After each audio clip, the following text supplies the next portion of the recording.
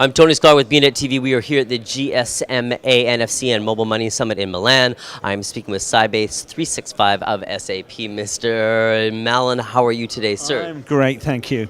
Excellent. Diarmuid, for all of the people out there in bnetTV land, why don't you give us a brief overview of where Sybase 365 fits within this mobile money ecosystem? Yeah, absolutely. So, Sybase 365, we have like three parts to our business. So we work with the operators to enable them to connect to each other if they want to communicate, like messaging or IPX or LTE roaming. And we work with enterprises to enable them to connect to their consumers. And then within mobile commerce, what we do is we create financial services so that operators can enable their customers to pay for goods and services. Banks can reach their customers through the mobile channel. And then the most recent thing is actually enabling banks to reach the unbanked, a segment that they could never reach before. Do you know, Diarmuid, it was with great foresight that SAP was able to ascertain that this portion of the ecosystem within the marketplace was going to be the expanding element, and took it in-house and said, we're going to build this into our system. Brilliant. Absolutely, and it's a really great fit. If you look at SAP, they had a really full and deep suite of banking services, but what was missing was the banking part of e-banking and mobile banking, so we brought that to them. We also had within SAP a lot of tools for mobilizing within the enterprise employees, but what they didn't have was the consumer side, and that's what Sybase brought to that, was to bring the consumer side of those services in. Diarmuid, out of the rollouts that you continue to put into the market space and other components that large Fortune 5,000 companies are bringing into their environment, what would you say is the still one of the most popular adoptions for companies? Is it mobile top-ups? So, mobile top-up is what drives most mobile ecosystems. So, be it a banking service or be it an operator's payment service, generally the number one is mobile top-up. And one, of course, it's a service that consumers are already familiar with, so they feel confident doing that, so it's not surprising that they want to move that. And for operators, it actually reduces a lot of cost of running that, so it's very profitable for them to do that.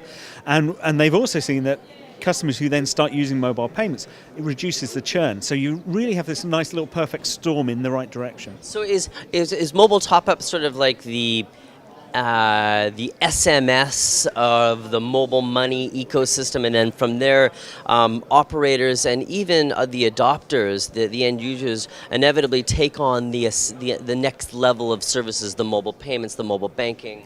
Absolutely, it's the bedrock of all those services, and as I said, because they understand what it is, and it's something that you do all the time, and not just for yourself. If you're a parent, you can also then top up your children's phones, or what we see is actually for migrant workers, they'll actually sometimes use top-up as a way of remitting small funds home. So if you send someone $10 of top-up, well, that's $10 they've not had to take out of their wallet or purse. So you've effectively given them $10 without actually having to pay the normal fees of a remittance.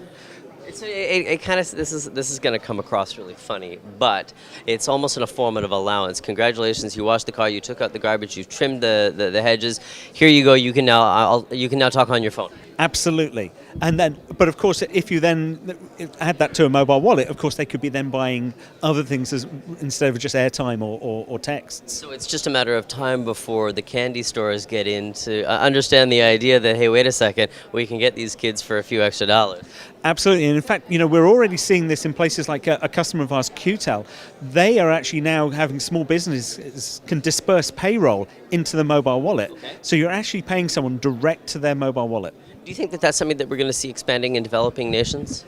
It works well for some small businesses, or for informal businesses. So, of course, there's potential for doing this at a different cost to the normal salary distribution method. So, potentially, yes. Why is it important for companies like Sybase 365 to be involved here with the GSMA, NFC, and Mobile Money Summit?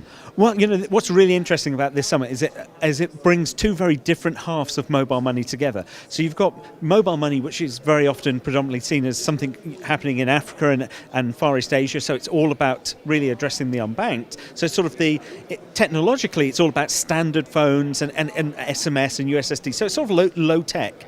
But then NFC is the complete opposite direction of that. It's the very cutting edge of mobile technology. So it's a very unusual place where you see both halves of this equation. Where do you still see fragments within the market space that Sybase 365 is helping to fill and helping to educate and helping adopters transfer into the transaction?